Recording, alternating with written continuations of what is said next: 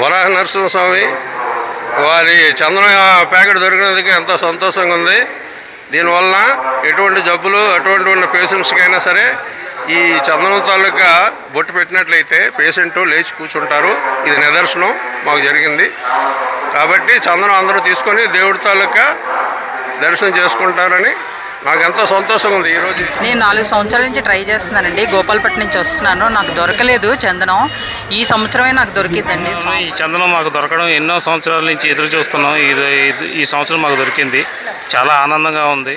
ఈ సిస్టమ్ కూడా చాలా బాగుంది. 100 రూపాయలు టికెట్ దర్శనం తీసుకొని టోకెన్ తీసుకుని వెంటనే ఇస్తున్నారు. ఎక్కడ చందనం కోసం దొరకట్లేదు.